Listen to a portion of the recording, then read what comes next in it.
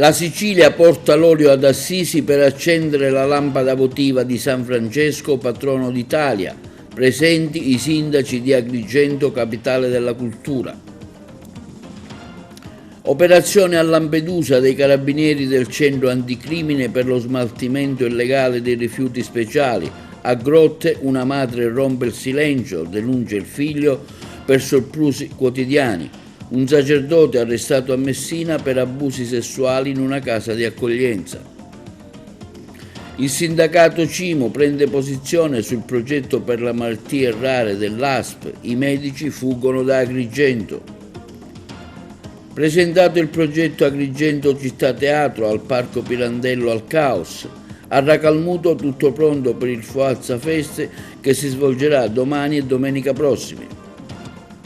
Nuovo acquisto dell'Akragas Calcio, ingaggiato il terzino sinistro Riccardo Prestigiacomo in arrivo dall'Enna.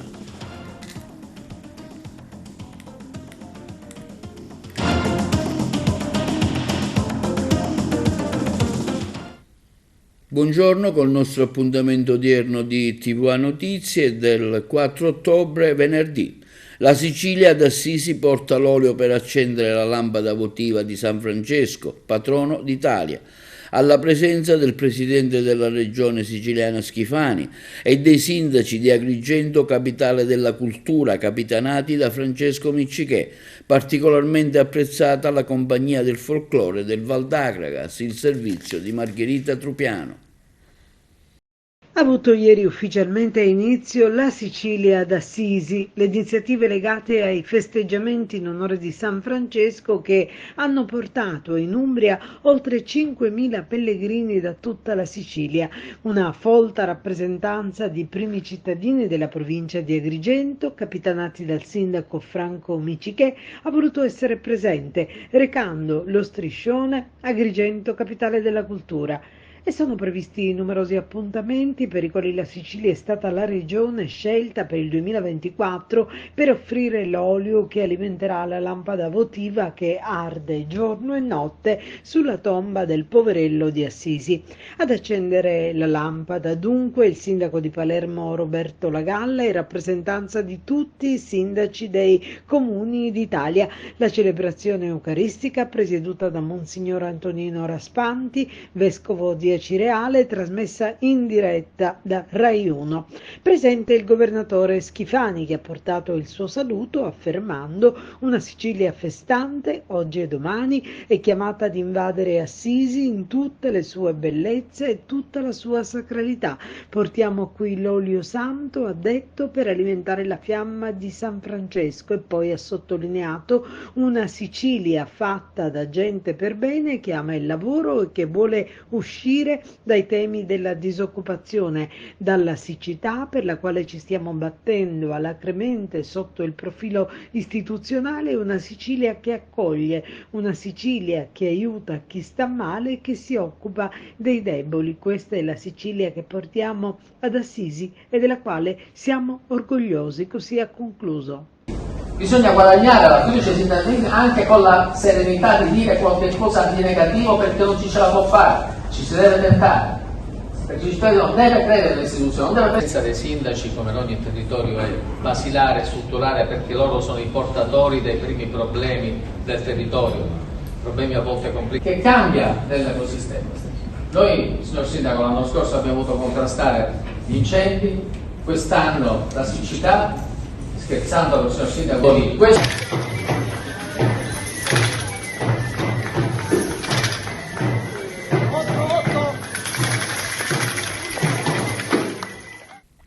Operazione a cura del centro anticrimine Natura Carabinieri di Agrigento della tenenza di Lampedusa, effettuati controlli nell'ambito dello smaltimento dei rifiuti speciali, denunce all'autorità giudiziaria. Vediamo l'approfondimento. A conclusione di una meticolosa attività di indagine condotta in sinergia tra i militari specializzati dei Carabinieri del Centro Anticrimine Natura di Agrigento, i militari della Tenenza di Lampedusa supportati dal personale tecnico dell'ARPA Sicilia UOS di Agrigento, sono stati ben 5 deferimenti all'autorità giudiziaria, oltre al sequestro di un rimorchio di grossa portata che trasportava senza alcuna documentazione o qualsiasi titolo autorizzativo circa 12.300 kg di rifiuti speciali, pericolosi e non. È scattato così il sequestro di un appezzamento di terreno di 1.800 metri quadrati sull'isola di Lampedusa, dove erano depositati senza alcuna autorizzazione i rifiuti oggetto del sequestro e dove si è continuato ad accatastare rifiuti sulla nuda terra. I deferiti dovranno rispondere adesso dei reati di raccolta, gestione e instradamento illecito di rifiuti. Quelli che dovevano essere rifiuti ferrosi all'analisi effettuata sono risultati invece essere rifiuti speciali, tra cui i rifiuti delle apparecchiature elettriche ed elettroniche, meglio identificate con la sigla RAEE, parti di condizionatori per i quali non è stato recuperato il gas, che invece è stato disperso nell'aria, molteplici ciclomotori e un motore di automobile. L'attività si inseriscono in un quadro di monitoraggio ambientale promosso dall'Arma dei Carabinieri per la tutela della salute dei cittadini. E i carabinieri della stazione di Grotte, in esecuzione a un'ordinanza del GIP del Tribunale di Agrigento, hanno sottoposto un 46enne del luogo alla misura cautelare dell'allontanamento dalla casa familiare e del divieto di avvicinamento alla persona offesa e ai luoghi frequentati dalla stessa, con l'installazione del sistema del controllo a distanza, il cosiddetto braccialetto elettronico. Il giudice ha adottato il provvedimento accogliendo la richiesta avanzata dalla Procura della Repubblica di Agrigento in esito all'attività di indagine eseguiti dai carabinieri della stazione di Grotte. A infrangere definitivamente il muro del silenzio è stato il coraggio dell'anziana madre che, stanca dei soprusi quotidiani del figlio, si è recata dai carabinieri denunciando tutto. Da diversi mesi ormai l'anziana donna era vittima di pesanti ingiurie e minacce, talvolta sfociate in veri e propri atti di violenza che l'hanno costretta a ricorrere alle cure mediche. L'attività di indagine dei carabinieri ha consentito così di ricostruire decine di episodi di violenza, di minacce e pesanti ingiurie da parte del figlio nei confronti della madre. Un sacerdote è stato arrestato per violenza sessuale su una giovane donna, ospite di una casa di accoglienza a Messina, il servizio dei colleghi. È pesantissima l'accusa per un sacerdote arrestato per violenza sessuale nei confronti di una giovane donna. I fatti si sarebbero consumati a Messina. Da un comunicato stampa della Procura della Repubblica di Messina si apprende che nelle scorse ore, nell'ambito di un'indagine, si è proceduto all'esecuzione della misura degli arresti domiciliari di un sacerdote per l'ipotesi di violenza sessuale ai danni di una donna ospite presso una casa di accoglienza di Messina. Le indagini, delegate dalla sezione di Procura Generale della Polizia di Stato presso la Procura di Messina, hanno avuto inizio a seguito della denuncia presentata dalla vittima su episodi di abuso avvenuti all'interno della struttura. Il giudice per le indagini preliminari, ritenendo sussistente una base indiziaria grave, costituita da testimonianze, acquisizioni documentate e sopralluoghi di colpevolezza e un concreto rischio di reiterazione del reato, e considerato l'approfittarsi della vulnerabilità della vittima, è stata quindi disposta la misura cautelare degli arresti domiciliari. Rispetto alle prime informazioni, il sacerdote avrebbe perpetrato gli abusi nell'estate del 2022, avrebbe costretto la giovane donna cittadina extracomunitaria da poco giunta in Italia a subire atti sessuali. Si precisa che in considerazione dell'attuale fase delle indagini preliminari, l'indagato è da presumersi innocente fino alla sentenza irrevocabile che ne accerti le responsabilità. Sulla vicenda interviene con una nota l'Arcidiocesi di Messina Lipari Santa Lucia del Mela. Presa la notizia degli organi di stampa dell'indagine condotta dalla Procura della Repubblica di Messina relativamente all'esecuzione della misura degli arresti domiciliari di un sacerdote per l'ipotesi di violenza sessuale, che è soggetto di indagini ancora in corso, la Curia messinese, si legge nel documento, oltre ad esprimere il rammarico dell'arcivescovo, rende noto che non ha ricevuto alcuna informazione da parte della Procura per sacerdoti appartenenti all'arcidiocesi. Hanno gettato benzina e dato fuoco a una ragazza di 26 anni e alla madre. Restano in carcere le 2 donne accusate di tentato omicidio. Il fatto è avvenuto a Catania qualche giorno fa. Restano in carcere le 2 donne accusate di aver dato fuoco ad una 26enne tra via Capuana e via Ventimiglia a Catania lo scorso giovedì. L'elevata spregiudicatezza e crudeltà manifestate inducono a ritenere che altre misure meno afflittive, come gli arresti domiciliari anche con presidio, sarebbero inidonee, secondo la giudice per le indagini preliminari del Tribunale Etneo, che ne ha convalidato il fermo. L'accusa nei confronti di Rosa Alessandra Gennamari e di Agatina Vitanza, entrambe 42 anni, è di tentato omicidio volontario aggravato dai futili motivi, una discussione di gelosia tra ragazzine parenti delle due e la premeditazione dell'essersi procurate benzina e accendino, oltre all'aver chiesto l'aiuto di altre persone.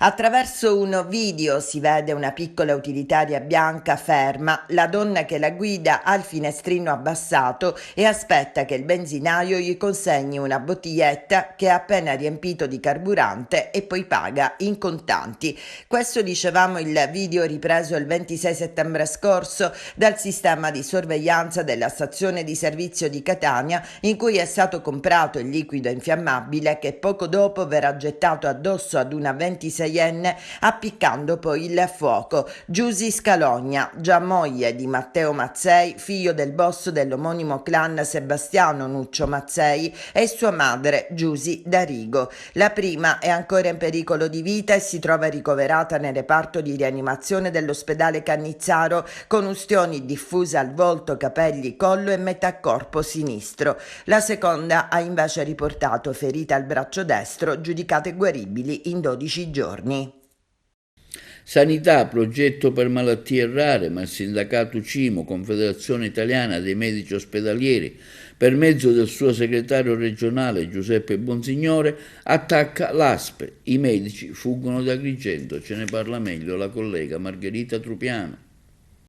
L'azienda sanitaria provinciale di Agrigento è capofila in Sicilia di un progetto di studio epidemiologico incentrato sulle problematiche inerenti alle malattie rare e la loro diffusione sul territorio.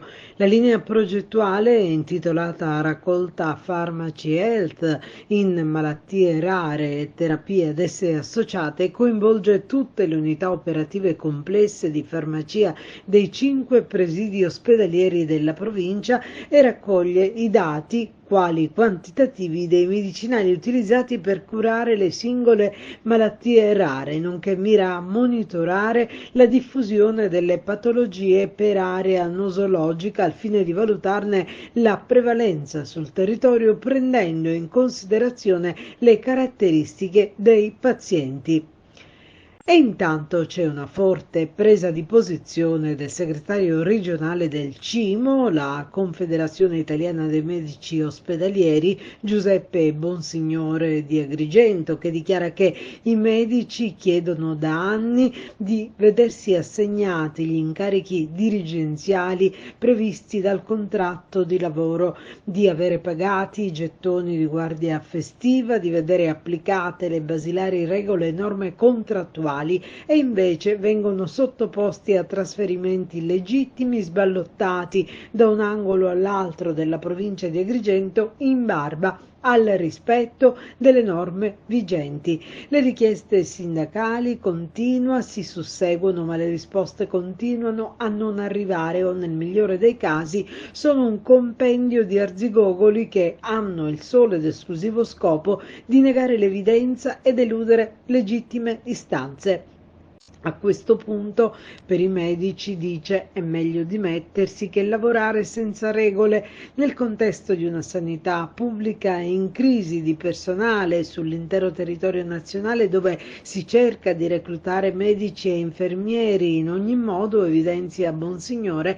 Ad Agrigento si va in controtendenza e pur di continuare a gestire in maniera padronale la sanità locale, afferma, si preferisce perdere pezzi piuttosto che adeguarsi alle regole fondanti della pubblica amministrazione. E si è svolta stamani la prima conferenza stampa illustrativa per la realizzazione del progetto Agrigento Città Teatro, in occasione di Agrigento 2025, realizzato al Parco Letterario Luigi Pirandello nel Cerchio del Caos. Ingegnere Barone, oggi il Parco Letterario ha presentato il progetto Agrigento Città Teatro, una iniziativa ricca di tanti elementi che è stata ritenuta proprio per questo finanziabile dall'assessorato ai beni culturali. Ci saranno 3 conferenze stampa, oggi la prima. Ci illustri in maniera sintetica questo vasto progetto. Oggi è la prima, ed è propedeutica, infatti abbiamo spiegato ai nostri giornalisti il contenuto di questo sogno di Pirandello. Pirandello sognava la città teatro, cioè sognava uno spazio fisico che poi è Girgenti e Porta Empedocle in generale, in cui si potessero recitare i versi suoi, con il suo libro immortale sotto il braccio dei partecipanti. Bene. I viaggi sentimentali del Parco Letterario sono tanti, sono circa 12, però i più quotati, i più gettonati si dice, sono quelli, il Caos, perché descrive i luoghi nativi di Luigi Pirandello, quindi dalla casa natale alla Rozzapietra, dove c'era il pino e dove c'è il nuovo pino che ormai è alto 5 metri, è da 20 anni che esiste, lo abbiamo innaffiato, poi l'amministrazione l'ha curato e siamo contentissimi. E poi lì ce ne saranno 25 viaggi sentimentali nel 2024 e 2025, con i nostri attori, musicisti, artisti, le degustazioni, eccetera. E invece altri 25, sempre gettonatissimi, sono quelli la Grecità. La Grecità si svolgerà lungo la Via Sacra e sarà per un numero di viaggiatori di circa 50 viaggiatori su prenotazione in forma gratuita, perché il sostegno sia morale, sia partecipativo, sia organizzativo, sia espressivo lo ha fatto la regione siciliana con questo decreto dell'ingegnere La Rocca, che ha apprezzato il progetto che gli ha presentato riassuntivo l'amministrazione comunale di Agrigento. Quando partirete? Noi partiremo poco prima delle feste natalizie, in cui il numero dei viaggiatori ad Agrigento che vengono a trovare i loro cari è molto sostenuto, e poi naturalmente durante l'anno, il totale l'anno 2025.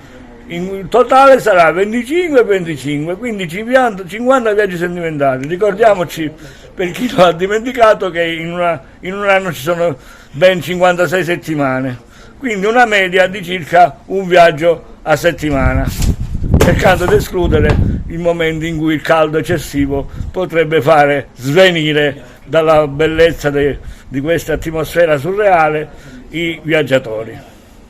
Parità di genere, mobilitazione bipartisan per rappresentanza nelle giunte comunali. Il prossimo 15 ottobre si svolgerà una manifestazione a Palermo presso il Palazzo dei Normanni. Margherita Trupiano. Bipartisan, sottoscritto da 20 donne, rappresentanti istituzionali a diversi livelli di partiti, sia del centro-destra che del centro-sinistra, affinché nelle giunte comunali della Sicilia sia garantita una presenza di genere con un minimo fissato almeno al 40%. A sottoscriverlo sono deputate regionali e consigliere comunali di diverse forze politiche nazionali e civiche, che invitano ad una mobilitazione che unisca uomini e donne per quella che definiscono una battaglia di civiltà che riguarda tutti e tutte. L'appuntamento sarà dunque per giorno 15 ottobre alle ore 12 davanti il Palazzo dei Normanni, sede dell'Assemblea regionale siciliana, che quel giorno discuterà la proposta di legge sugli enti locali. Una discussione in vista della quale le donne firmatarie dell'appello chiedono che le votazioni siano palesi e nominali perché ciascuno mostri chiaramente la propria scelta senza nascondersi dietro il voto segreto, e sull'argomento è anche in corso una raccolta di firme. E si è svolta la nuova udienza al processo di appello a Caltanissetta sulla strage di Via D'Amelio, che vede coinvolti dei poliziotti con l'accusa di calunnia aggravata avrebbero istruito il falso pentito Vincenzo Scarantino a seguito della strage di Via D'Amelio. Si tratta per la difesa di un enorme errore giudiziario. Ce ne parlano i colleghi di Trapani.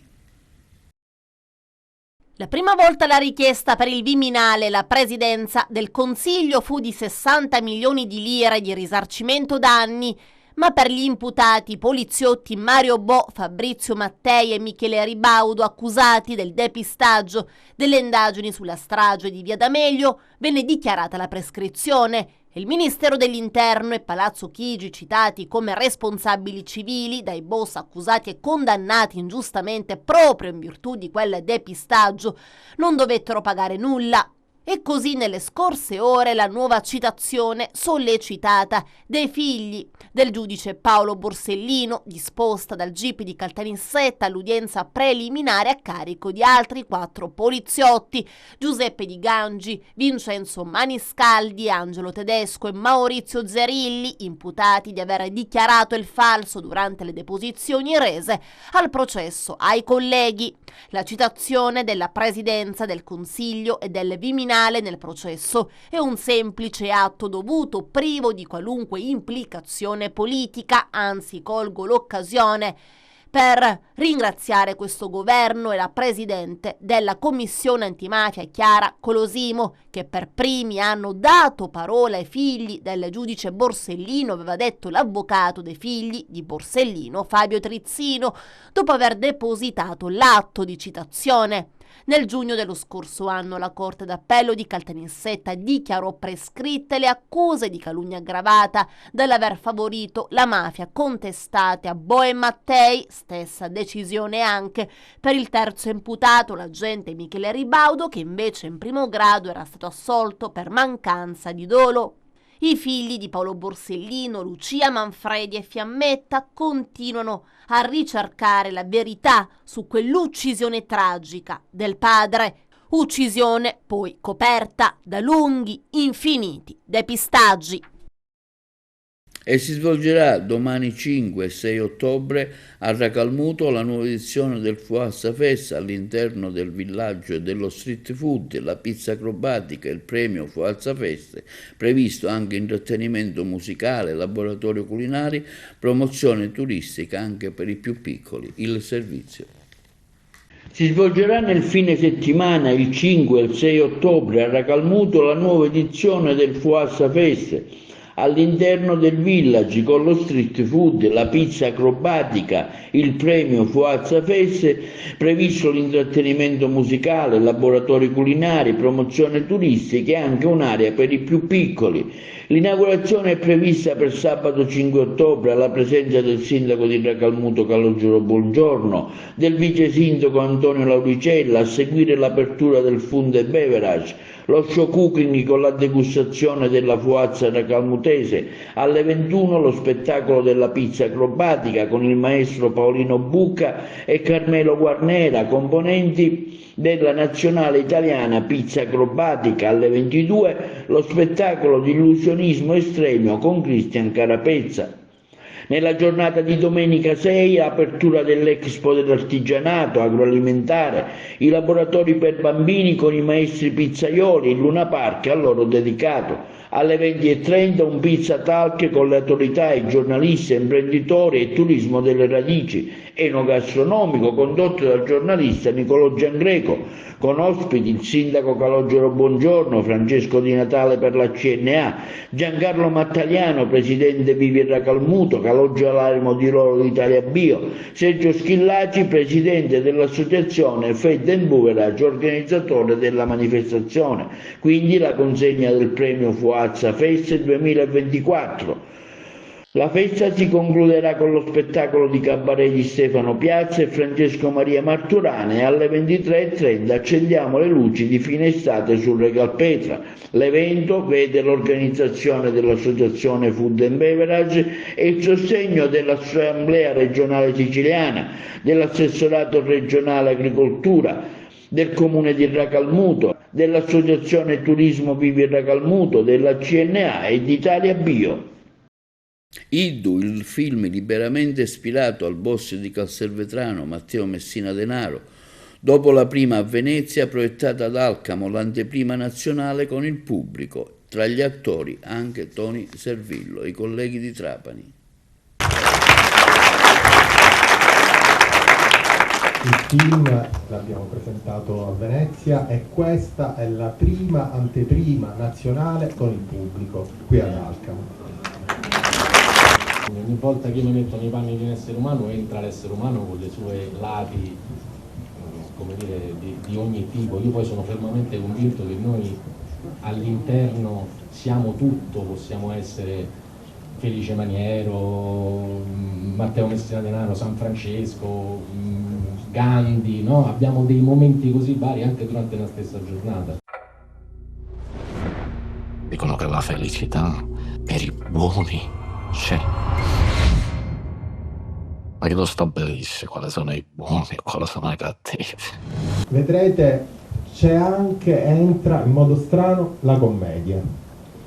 Perché entra la commedia? Perché quando abbiamo cominciato a studiare la figura al centro del film interpretata da Elio, ci siamo resi conto che il mondo che volteggiava spericolatamente intorno a lui era anche un mondo ridicolo. E quindi ci siamo divertiti a prenderlo un po' in giro, a mostrarne gli aspetti ridicoli che finiscono per sottolineare gli aspetti tragici.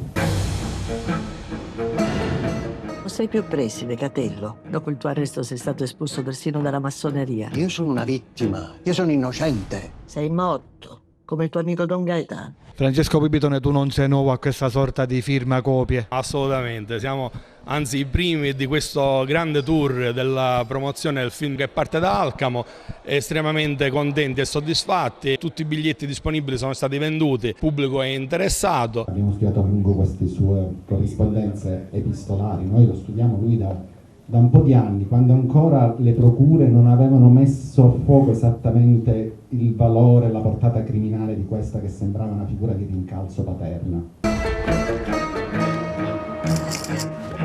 Rischi. Siete dei servizi. L'ultimo grande latitante di mafia ancora in circolazione è suo figlioccio Palumbo. La parte poi in realtà più succulenta per me del mio lavoro è sempre quello che non si vede, cioè il motivo, cioè il grosso privilegio nel fare il mestiere che faccio, al di là di come viene raccontato, ci sarebbe da parlare tanto, ma è quello di potersi dedicare a un argomento anche in una età veneranda, diciamo, con tutto il tempo a disposizione, spesso con persone che si sono dedicate appunto a questo argomento per una vita, quindi si aprono le porte del sapere, fai dei viaggi immersivi su questioni che in questo caso sono la storia del nostro paese.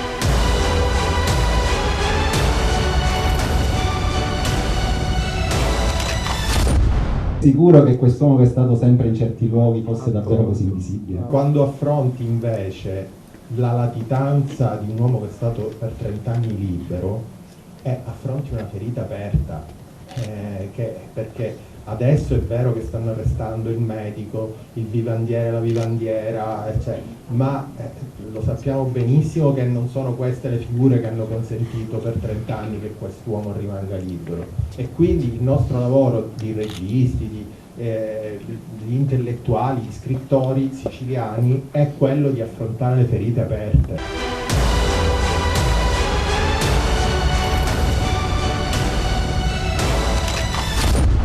Storia che si è intrecciata anche con quella,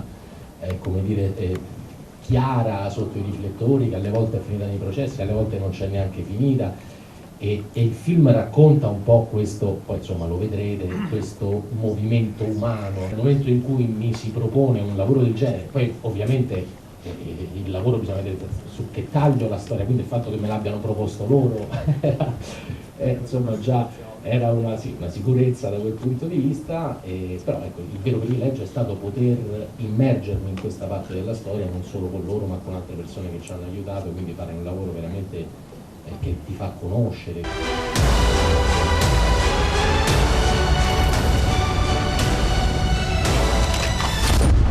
Perché ci è interessato molto? Oltre per la psicologia patologica, il patologico narciso che emerge, diciamo, quando lo studi a fondo, ma perché grazie a lui emerge un mondo. Ed è un mondo interessante che scoprirete un po' stasera. Il padre era tutto per lui e ora l'ha perso. Questo è il suo unico punto debole. Di quello che ti dico e che facciamo, vuole parlare con nudo. È un mondo che è tragico, è un mondo che è ridicolo, è un mondo che ha volteggiato pericolosamente, guarda, anche diciamo sotto la luce del sole per 30 anni. E questo noi, cioè lui ci è sembrato il faro giusto per illuminare altro. Mio padre tante cose mi insegnò, ma essere speratoso, no. Linea alla regia per la pubblicità. La bellezza del lavoro è il titolo dell'evento che si è svolto al Moro Trapeziodale di Palermo, in occasione del quale istituzioni, scuole e imprese hanno affrontato il tema dell'urgenza che la Sicilia ha di formare e inserire nel mondo del lavoro giovani tecnici specializzati, i colleghi di Palermo. Sono felice proprio di condividere le buone prassi che l'ITS realizza qui e condividerle, incrociarle con quelle che realizziamo noi su, per cercare appunto di costruire un sistema che possa sempre più sviluppare, come dire, un rapporto di integrazione fra le istituzioni formative. L'obiettivo è proprio quello di realizzare dei percorsi che siano strettamente correlati con le esigenze del mercato del lavoro e ci impegniamo a fare questo sostanzialmente. Catturiamo il loro desiderata, lo trasformiamo in un'offerta formativa efficace e poi agevoliamo l'ingresso al mercato del lavoro dei ragazzi. La formazione per noi è uno dei punti più importanti, è tra l'altro presente all'interno dello statuto della Fondazione, quindi in parallelo ovviamente oltre alle attività di ricerca che vengono attualmente portate avanti presso vari laboratori, ISMET, CNR, Università di Palermo, stiamo portando avanti questa collaborazione, siamo diventati appunto da questo mese soci fondatori dell'ITS Academy per due motivi, sia per quello che avevo detto all'inizio, cioè dell'ambito formativo, sia perché per noi è importante anche indirizzare i profili professionali andando in anticipo rispetto alle esigenze future. Ci crediamo come istituzioni, ci crediamo anche come componenti del Consiglio di amministrazione dell'ITS. Questi sono strumenti reali di cui dotiamo i nostri giovani per entrare immediatamente nel mondo del lavoro e credo che questo sia la frontiera verso la quale arriviamo, non una professionalizzazione generica e generalista, ma mirata per poter poi inserire questi giovani concretamente nel mondo del lavoro. È un'opportunità per i giovani, è una straordinaria opportunità anche per le aziende, perché le aziende hanno l'opportunità tramite l'ITS di richiedere la formazione per figure professionali che servono realmente nell'inserimento delle proprie piante organiche ed è il modo ideale con il quale riusciamo a coniugare la domanda e l'offerta. Oggi si conclude questo percorso finalmente, alla durata di 2 anni, come tecnico biomedicale, un corso di specializzazione e oggi c'è la cerimonia appunto. È stato un corso veramente bello, più che altro il contatto con le aziende, il contatto con toccare veramente con mano il lavoro. In altri contesti non si sarebbe potuto fare, invece in questo contesto è stato veramente emozionante e soprattutto è stato una crescita molto evolutiva riguardo anche il rapporto con i colleghi e il rapporto con l'ambiente sanitario, che non è anche per tutti, perché magari se si è più emotivi magari si fa più fatica e bisogna abituarsi. Io già lavoro in questo momento per una ditta delle Marche, si chiama B-Mind, è un'azienda che lavora nel settore dell'oncologia e dell'ematologia come tecnico informatico. Una straordinaria scoperta archeologica nell'area di Alesa Arconidea di Tusa, i colleghi di Messina. A seguito di scavi condotti dall'Università degli Studi di Palermo in collaborazione con il Parco Archeologico di Tinderi, è venuto alla luce un impianto termale che rappresenta un unicum in Sicilia per il ricco apparato decorativo e per le sue dimensioni. L'area termale venuta alla luce è pari a circa 800 metri quadrati ed è tra i più estesi dell'isola, tra i quali risalenti al I secolo d.C. L'importanza del ritrovamento è stata illustrata nel corso di un incontro svoltosi nel sito archeologico alla presenza dei ricercatori e di varie autorità civili. Sindaco, oggi è un giorno importante per Tusa perché abbiamo questa giornata che servirà per presentare alcune novità. Sì, oggi andremo a presentare l'ennesimo ritrovamento fatto in questo sito archeologico grazie alla collaborazione tra il Parco Archeologico di Tinderi, il Comune di Tusa e l'Università di Palermo. Gli studenti e i professori dell'Università di Palermo, egregiamente guidati dal professore Aurelio Burgio, hanno portato alla luce un palazzo termale risalente al I secolo a.C.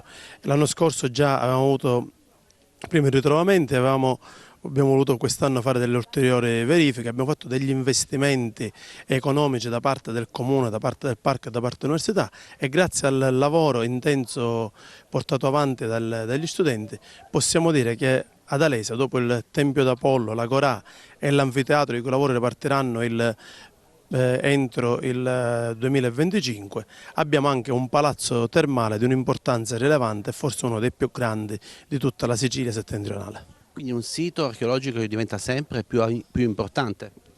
Ma credo che ormai su Alesa gli unici che devono iniziarci a scommettere sono l'assessorato e il Ministero dei Beni Culturali. Non vi sono più dubbi dell'importanza di Alesa, se Cicerone ne parlava nelle Verrine lo faceva a ragion veduta. Alesa era una delle città più importanti della Sicilia nel periodo romano e abbiamo oggi sempre più, grazie a questa grande intuizione che io ho avuto della convenzione con l'università, che stiamo portando alla luce delle ricchezze archeologiche e dei ritrovamenti che sono importantissime, bellissime e che soprattutto possono essere un grande volano non solo per Tusa ma per l'intero territorio della regione Sicilia.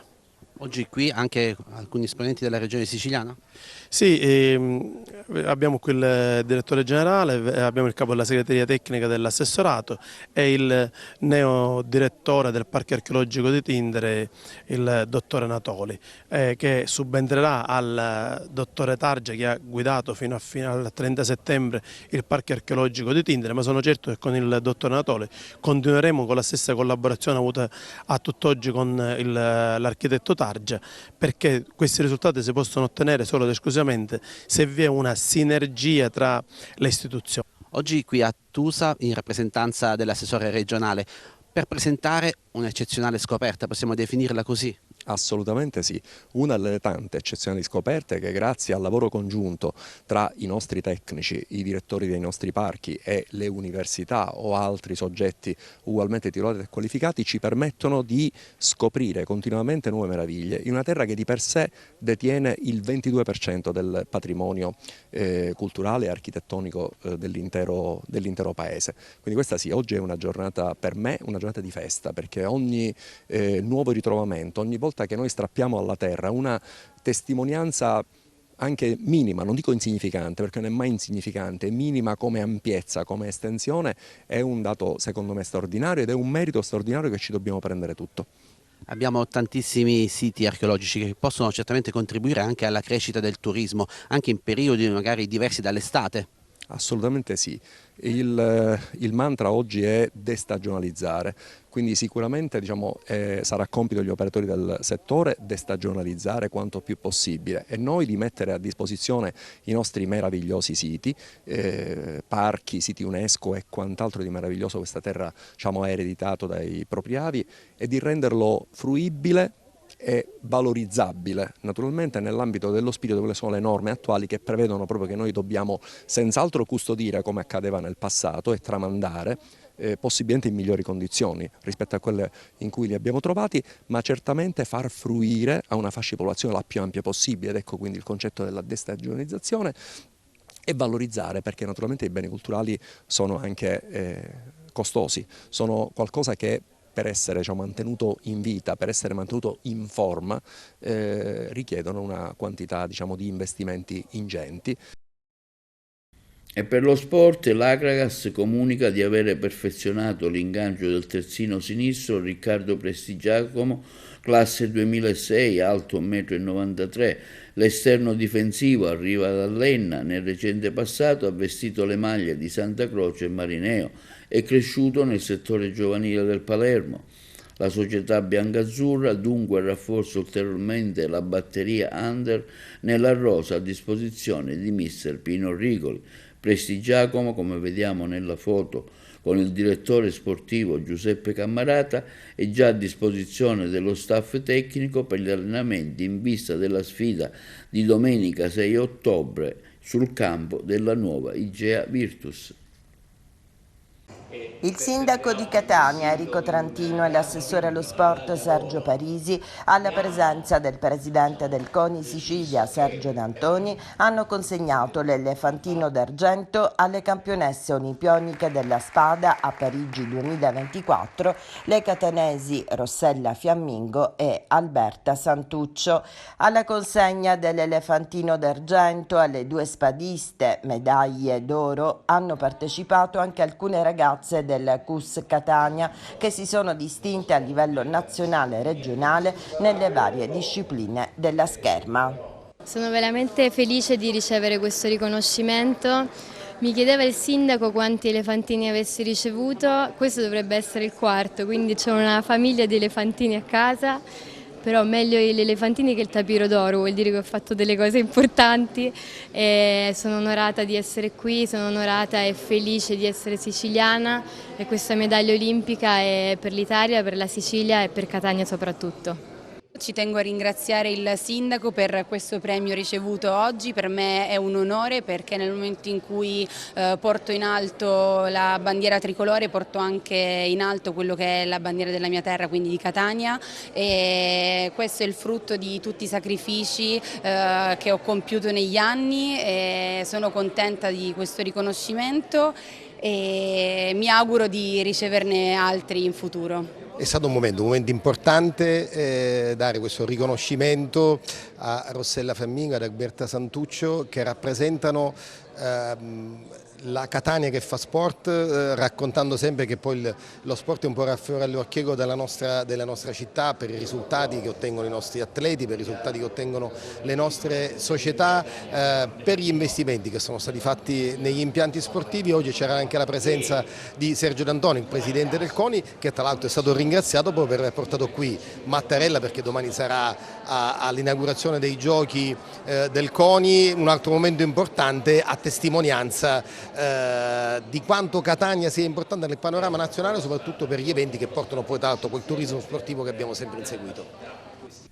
Bene, questo è tutto per l'edizione odierna del nostro TVA Notizie. Vi ricordiamo che i programmi si possono vedere in tutta Italia sul canale 268 del digitale terrestre per le smart TV, in streaming sul sito www.televideoagrigento.tv e il telegiornale sul canale 93 di Video Sicilia alle 15 e alle 20 e in replica la mattina alle 9. Inoltre potete visionare i nostri servizi sul canale YouTube di Televideo Agrigento. E questo è tutto per oggi e vi auguriamo una buona serata.